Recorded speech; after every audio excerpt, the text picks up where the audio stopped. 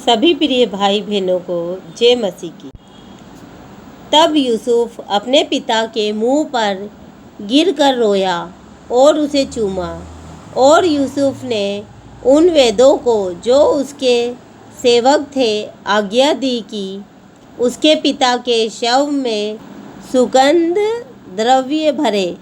तब वेदों ने इज़राइल के शव में सुगंध द्रव्य भर दिए और उसके 40 दिन पूरे हुए, क्योंकि जिनके शव में सुगंध द्रव्य भरे जाते हैं उनको इतने ही दिन पूरे लगते हैं। और मिस्री लोग उनके लिए 17 दिन तक विलाप करते रहे।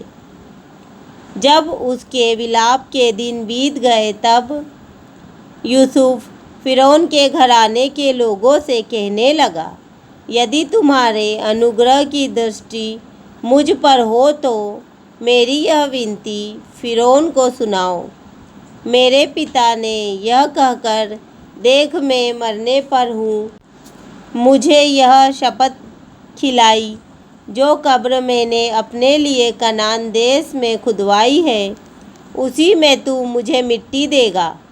इसीलिए अब मुझे वहाँ जाकर अपने पिता को मिट्टी देने की आज्ञा दे, तत्पश्चात मैं लौट आऊँगा।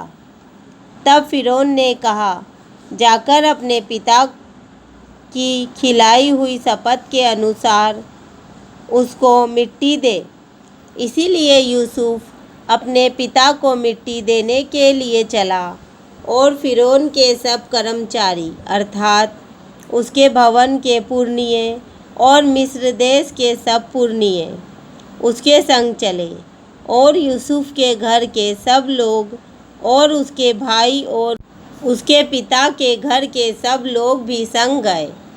पर वे अपने बाल बच्चों और भेड़ बकरियों और गाय बैलों को गोशेन देश में छोड़ गए और उनके संग रथ और सवार। इस प्रकार भीड़ बहुत भारी हो गई। जब वे आदात के खलिहान तक, जो यरदन नदी के पार है, पहुँचे, तब वहाँ अत्यंत भारी विलाप किया। और यूसुफ ने अपने पिता के लिए 7 दिन का विलाप कराया।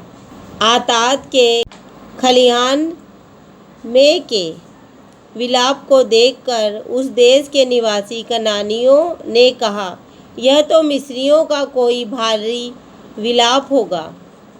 इसी कारण उस स्थान का नाम आबेल मिस्रैम पड़ा और वह यरदन के पार है। इज़राइल के पुत्रों ने ठीक वही काम किया जिसकी उसने उनको आज्ञा दी थी, अर्थात उन्होंने उसको कनान देश में ले जाकर मकपेला की उस भूमि वाली गुफा में, जो मरमे के सामने है, मिट्टी दी, जिसको अब्राहम ने हित्री एप्रैन के हाथ से इसीलिए मोल लिया था कि वह कब्रिस्तान के लिए उसकी निज भूमि हो।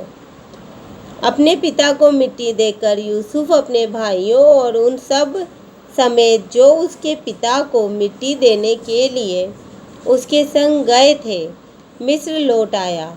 जब यूसुफ के भाइयों ने देखा कि हमारा पिता मर गया, तब कहने लगे, कदाचित यूसुफ अब हमारे पीछे पड़े और जितनी बुराई हमने उससे की थी सबका पूरा पलटा हमसे ले। इसीलिए उन्होंने यूसुफ के पास यह कहला भेजा, तेरे पिता ने मरने से पहले हमें यह आज्ञा दी थी, तुम लोग यूसुफ से इस प्रकार कहना कि हम विनती करते हैं कि तू अपने भाइयों के अपराध और पाप को क्षमा कर। हमने तुझसे बुराई की थी, पर अब अपने पिता के परमेश्वर के दासों का अपराध क्षमा कर। उनकी ये बातें सुनकर यूसुफ रो पड़ा और उसके भाई आप भी जानकर उसके सामने गिर पड़े और कहा, देख हम तेरे दास हैं। यूसुफ ने उनसे कहा, मत डरो, क्या मैं परमेश्वर की जगह पर हूँ? यद्यपि तुम लोगों ने मेरे लिए बुराई का विचार किया था, परंतु परमेश्वर ने उसी बात में भलाई का विचार किया, जिससे वह ऐसा करे जैसा आज के दिन प्रकट है कि बहुत से लोगों के प्राण बचे हैं। इसीलिए अब मत डरो, मैं तुम्हारा और तुम्हारे बाल बच्चों का पालन पोषण करता रहूँगा। इस प्रकार उसने उनको समझा बुझा कर शांति दी। यूसुफ अपने पिता के घराने समेत मिस्र में रहता रहा और यूसुफ 110 वर्ष जीवित रहा। और यूसुफ एप्रैम के परपोतों तक को देखने पाए और मनसे के पोते जो माकीर के पुत्र थे वे उत्पन्न हुए और यूसुफ ने उन्हें गोद में लिया। यूसुफ ने अपने भाइयों से कहा, मैं तो मरने पर हूँ, परंतु परमेश्वर निश्चय तुम्हारी सुधि लेगा और तुम्हें इस देश से निकाल कर उस देश में पहुँचा देगा जिसके देने की उसने अब्राहम, इसहाक और याकूब से शपथ खाई थी।